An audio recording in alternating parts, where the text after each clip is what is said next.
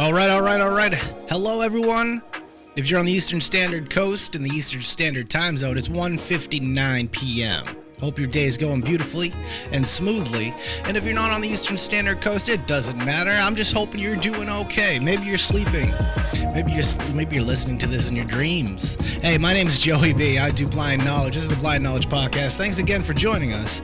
We have a really special guest on that's going to be coming on in just a sec. Lynn, Dr. Yaffe, does EPR technologies. Have you ever heard of that? Me neither, but we're going to learn a lot about it, and I think they save lives. So listen to this one, especially if you're in the medical field. I think you're going to dig it. We're going to bring them on right now. Lynn, how you doing? I'm doing great. Nice to be with you. I'm glad you're here. Let's get right into it. EPR technologies, what is it? EPR stands for Emergency Preservation and Resuscitation.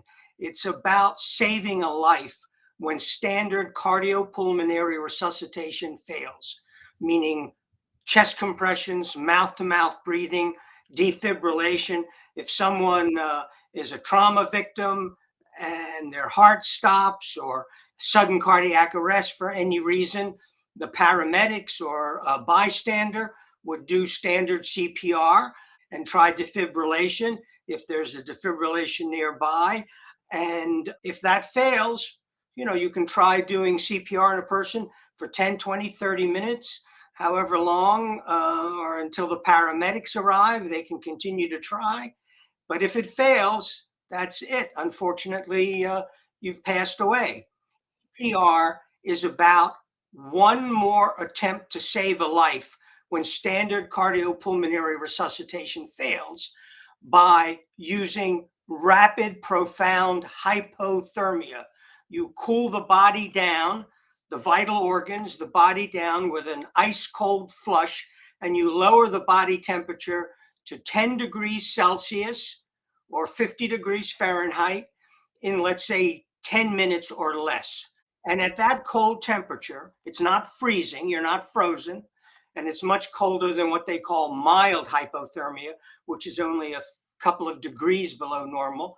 But when we do profound hypothermia at that low temperature, 10 degrees Celsius, you have no brain waves, your heart's not beating, you're not breathing, obviously, but there is still cellular life. Your cells and your vital organs are still alive.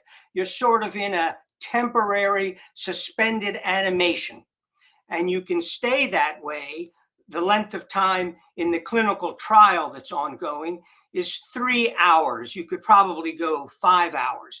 But during that 3 hours, you don't have to worry about chest compressions or delivering oxygen, because you're at a very low metabolic state and your cells can stay alive. Is my heart still pumping at that point? No, your heart has stopped.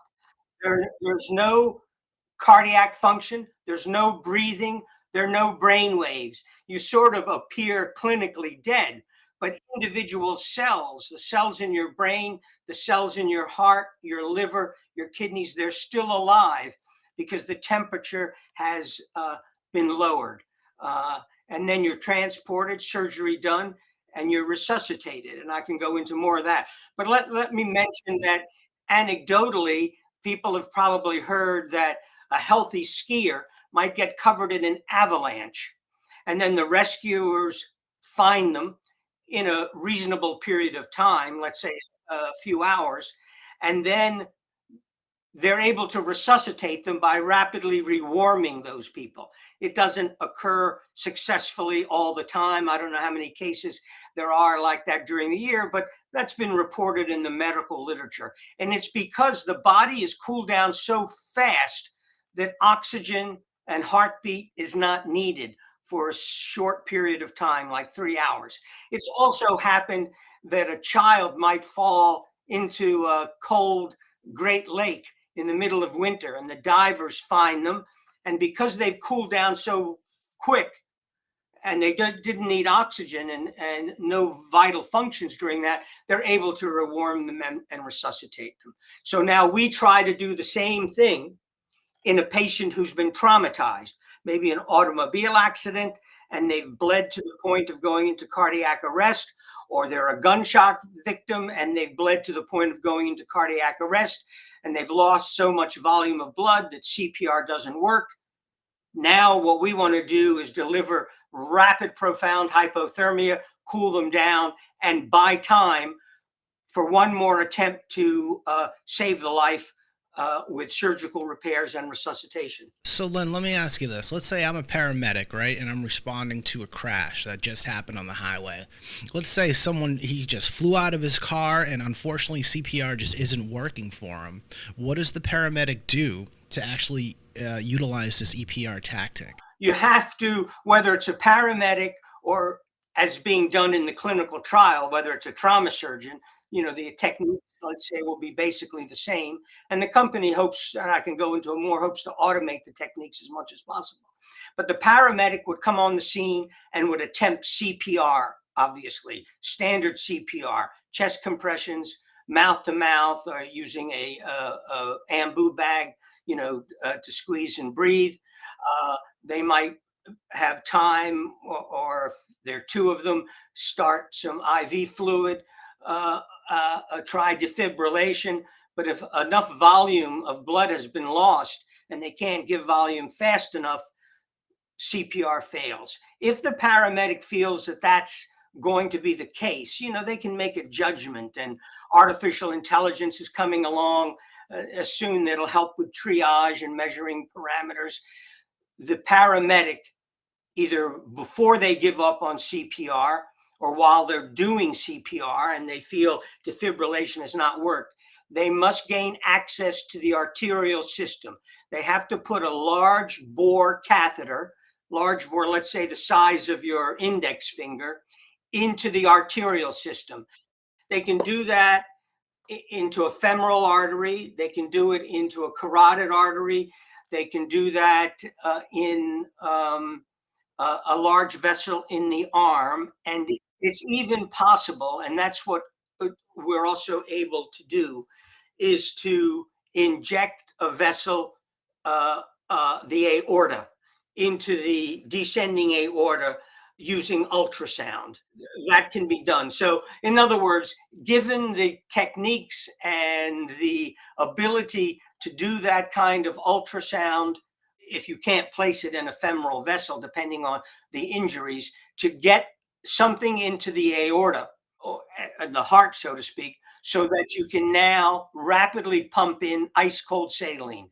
This would be saline, physiological saline, salt water, in a sense, which they give IV, in the hospital. But we would pump in rapidly a large amount of ice cold saline.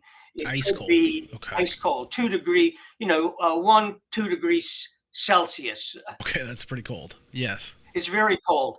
And remember, the patient is unconscious because of whatever injuries they've So had. they're not going to feel anything at this point. They're not going to feel anything. Okay. So that's pumped in rapidly with a pump, and the paramedics have to carry with them sufficient cold solution. It can be 20 or 30 liters, and they can pick that up at what bay they park in.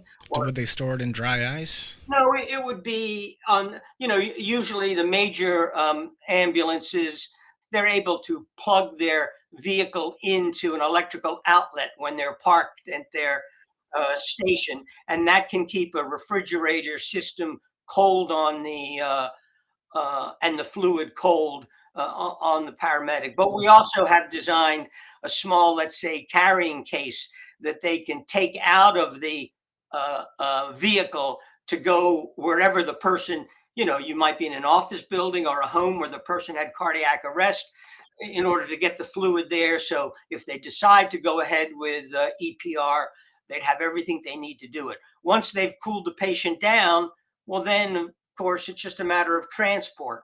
And in giving that fluid, they have to be concerned about where the any residual blood goes. So we have plans for a cocoon if they're, in someone's home, if you quickly put the patient in a cocoon, that would sort of be a bag that would collect the fluid. If they're on the street, you don't have to worry about it. If you're in a hospital setting, you don't have to worry about it. You'd be on a table that could drain the blood. If you're a sudden cardiac arrest victim and not a trauma victim that's lost blood, you have to decompress your vasculature when you give fluid, meaning you've got to put a catheter into a vein to remove blood as you pump in the ice cold saline. I don't want to pretend that these procedures are easy. They're not easy, but in time, and as we work on now, right, a lot will be automated um, with ultrasound and decisions made with artificial intelligence for the placement of catheters, for reading the ultrasound, for measuring all the parameters during the cool down, the pump speed, the volume pressure, the temperature. Yeah, let me ask you this. So is it just like having like a syringe kind of thing and they push down, or is it like electronic where there's like a monitor and it just kind of does its thing? For the fluid. No, you'd be connected. The catheter that is placed in the large vessel, let's say the aorta or a femoral vessel, that would be connected to a system that's adjacent to where the cool solution is kept. Sure. And for people who don't know the aorta or any of that, we're talking about the heart. We're talking about mostly. the heart and the large vessel that comes off of the heart. Yes, sir. That all the smaller vessels come off to supply your head, your arms, and your spinal cord, your liver, your kidneys. But the aorta is that major vessel in the chest.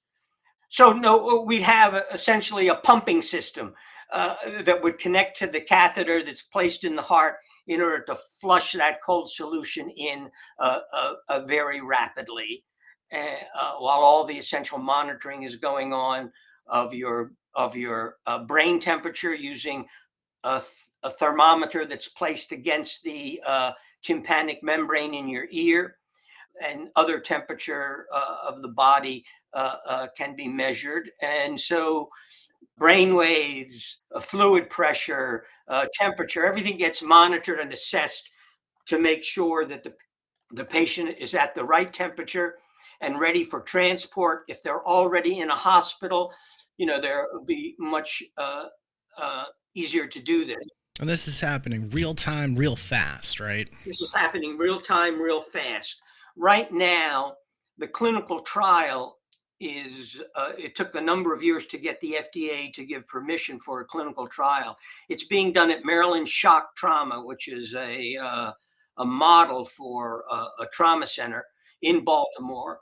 And there are no additives to the cold saline because the FDA only wants us to check that if you lower the temperature, you can save someone. But ultimately, there are additives that we'd like to go add to the cold solution that may help to protect the brain in particular and the vital organs and make things easier. I was going to ask you about that, just off the cuff. So if you're, I mean, you're basically dead at that point if your heart's not beating, but do you start to lose like brain cells and start to lose like any kind of? No, if someone doesn't have oxygen for 7 minutes, you're in trouble. Okay, 7 minutes. Okay, if you're doing CPR, if you need CPR, if there's no heart function, 7 minutes is probably as long as you can really go. So this is all happening before 7 minutes, is what you're saying? Well, CPR is being done, and maybe CPR is being done for 10 minutes, and then you're set up to do EPR. You want to continue doing CPR until you start that cold flush. You don't want to stop CPR and then sort of put your catheter in and waste time. So, you're continuing CPR. Hopefully, there are two paramedics, and one is continuing CPR and breathing, and the other is getting set up for EPR, getting the catheter in appropriately, and then you do the rapid cold flush. And once you get down to target temperature, you're not losing any brain cells for 3+ hours. This has been done in pigs and large animals that under anesthesia, the animals can get surgical trauma and then they're allowed to bleed out to the point of going to cardiac arrest. A few minutes is they wait, then they do CPR on them, and then they do EPR, and then they recover the pigs, after 3+ hours, and they remember what they were trained to do. And when the pigs are autopsied, the organs look normal.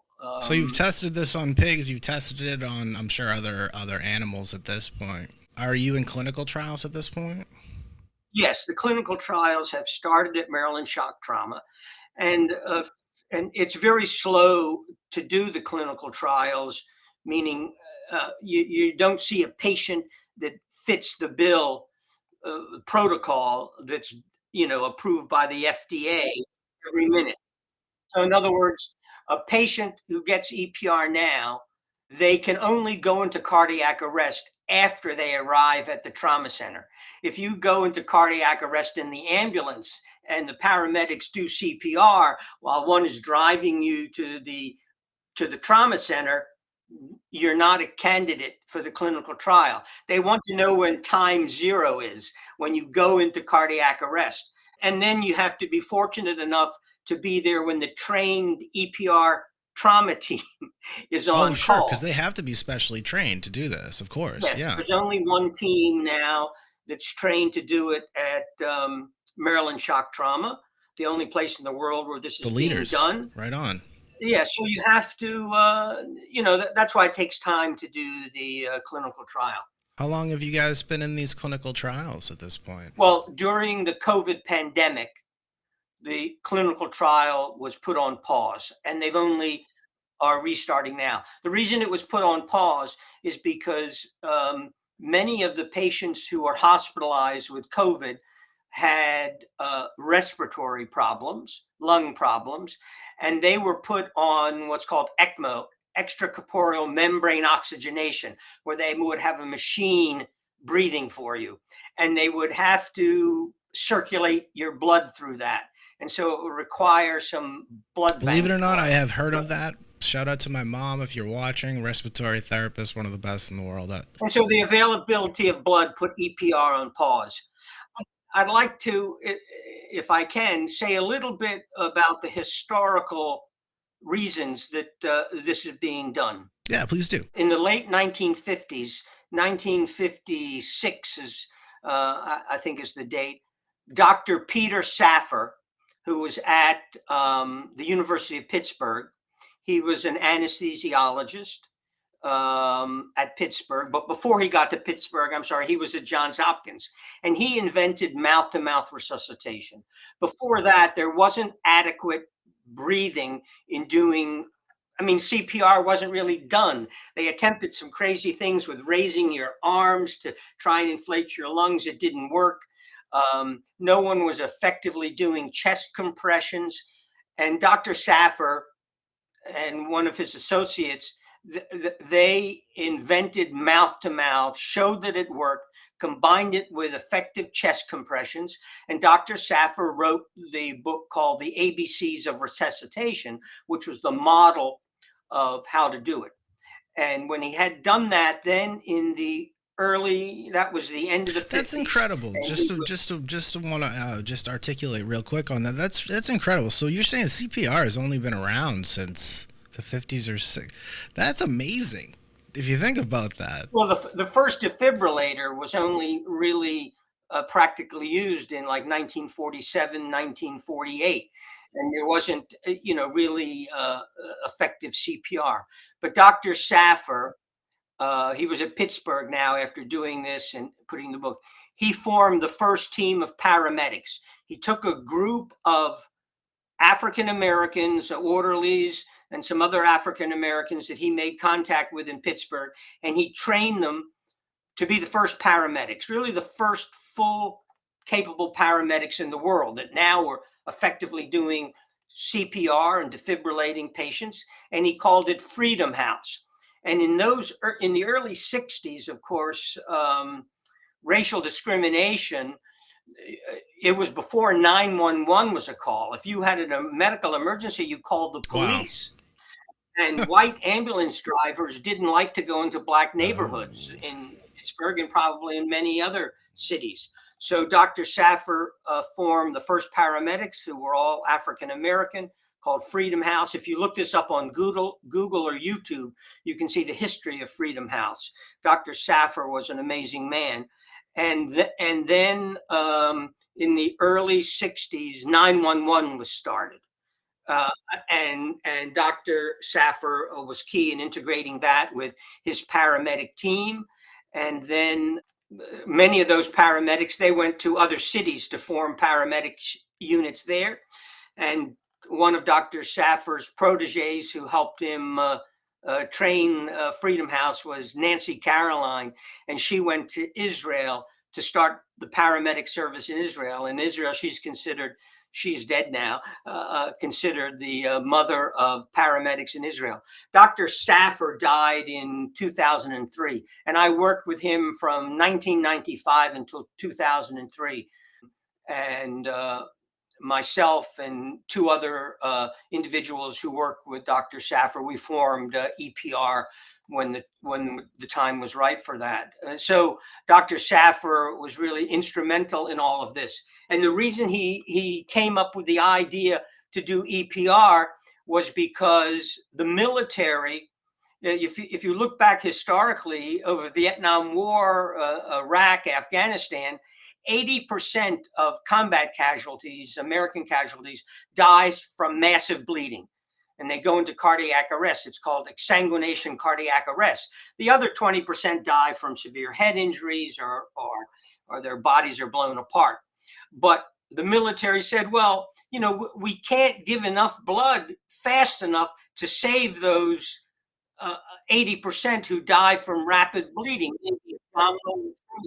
So Dr. Saffer said, what about rapid profound hypothermia? In the early days, he called it suspended animation. In the medical literature, it's called suspended animation, but we changed it to EPR. It's like CPR fails, then EPR, CPR, EPR. That's good to know. This is really interesting stuff, by the way. Thank you, everyone, for joining in. Thank you for the, I'm getting some messages through my email. This is the Blind Knowledge Podcast. I am here with Dr. Lynn Yaffe, EPR Technologies, talking about all things medically wacky at this point. It's a fascinating conversation. I do appreciate the time. Just off the wall question. What if someone was breathing and they didn't need CPR and they were injected with this frozen saline? What would happen? Well, after you lower the body temperature for 2 to 3 degrees, your heart stops. So if your heart stops, you're not breathing. If you don't have any artificial respiration, once your heart stops, essentially you'll be dead in 7 minutes or so, unless you cool the body down to profound hypothermia. So you've got to, make the choice there. So who was the one to figure out that if you do all of these steps, you can save a life? Well, Dr. Saffer at the lab in Pittsburgh, when at the time I was in the military when I met Dr. Saffer before I started working with him. But really the taxpayers, the U.S. taxpayers, through Army and Navy grants funded this research in the late 1995, even beyond Dr. Saffer's death in 2003. And it was done in small animals, and I mentioned pigs. And so it was demonstrated that this could be done successfully in animals. You show that work that was all published in the literature. You show that work to the FDA, that it can be done in small and large animals. And there's that anecdotal evidence about skiers that I mentioned. So the FDA took a very long look at it. They wanted to know exactly, which patients this would be done in, under what conditions. And, and then we sort of and then we had to train the teams and whatnot. And then the COVID happened, and now they're starting up again. So, I think it'll take another 6 to 8 months, to do the clinical trial. In one sense, it's not like you say, oh, here's a cancer patient. I hope this clinical trial they can use it on a cancer patient and all works. We have to sort of sit on the sidelines at Maryland Shock Trauma, and they're waiting for an unfortunate trauma victim, from even an automobile accident or a gunshot wound. So you're So they're waiting for a uh, specific circumstance in order to. right. You have to be in the right age group, have no evidence of head injury. Obviously, they're not going to do it on a pregnant female, but a female, and let's say middle age, 18 or older, under 65, who has no evidence of head trauma. Now, why is You that? know, well, they don't want to. The goal is to show that rapid, profound hypothermia can save a life when CPR fails. So we don't want to complicate that by some head injury that may compromise the procedures, so to speak. So obviously, if they could read the person's medical record in advance, there might be other things you'd eliminate. But but you don't have that luxury. Am I going to read about this in the New England Journal of Medicine? Is this where I'd hear about it? Eventually, I mean, so much has been published about this.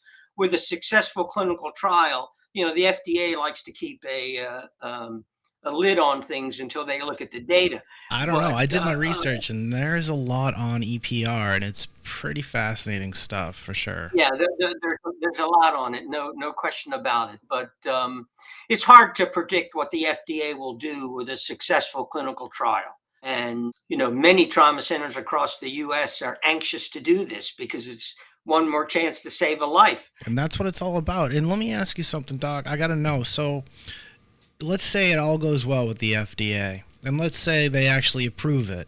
What are the best places and methods and like circumstances, I should say, or situations where this can be used? Is it the paramedic? Is it the trauma unit? Or is it all the above? Well, it's ultimately all of the above. I think the FDA first off would say, okay, do this at trauma centers, Sure. and then maybe they'll broaden it out to emergency rooms, and then maybe hospital Yeah, floors. that makes They'll sense. have crash carts. But I think relatively early on, they would say, okay, let's explore how we're going to have paramedics do this.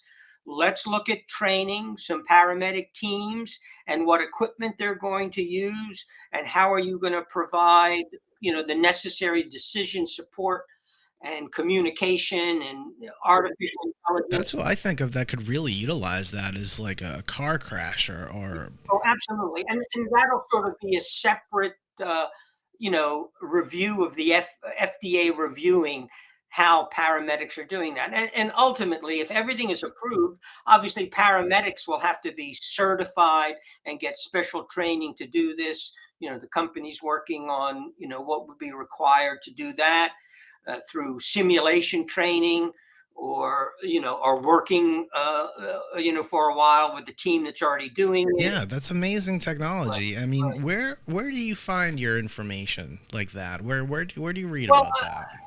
I mean, I look at go online and look at a number of journals. Anyone can go to PubMed, which is the Library of Medicine site. If you just look up PubMed, then you can type in any word or group of words, and it gives you a list of the journals, and you can restrict it to journals published in 2022, 2023.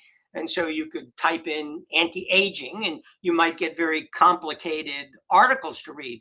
Or you can go to the more general sites like Science Daily, Science Alert. There's some great sites that keep up on important medical advances. It's very So interesting. And is this the best place for people to read about EPR technologies? EPR dash technology.com? technology, or EPR technologies, plural, singular, or technologies, they both go to the Okay. same All right. place. Perfect. Because people should definitely read up on this if they're interested. Um, There are a lot of videos and a lot of information. Our lead trauma surgeon, Sam Tisherman at Maryland Shock Trauma, he did a TED Talk in the past, which is interesting. He gives some details. He was invited to do a TED Talk, which was very nice. I've done a few other podcasts, which are up on YouTube. If you type in my name or EPR Technologies, that'll come up on YouTube. If you want history, type in Peter Saffer or Freedom House or Suspended Animation. There's a lot of interesting stuff on YouTube. Wow. EPR Technologies, go check it out, epr-technology.com. Dr. Lynn Yaffe. Really, really interesting stuff. Life-saving technology. Life-saving stuff. If CPR isn't working, we're going to freeze them. Just not frozen, but we're going to put them in almost an automation kind of thing, and hopefully, they hang on. So it's a beautiful thing. Hopefully it goes through the FDA trials. I'm not a doctor, but he is, and it was really cool to have him on. Who am I? I'm just a podcaster. My name is Joey B. This is the Blind Knowledge Podcast. You guys are awesome. We will check you next time. Ta-ta. Be safe. And hey, if you didn't tell someone you love them today, go do that for sure. Have a good one. Bye-bye.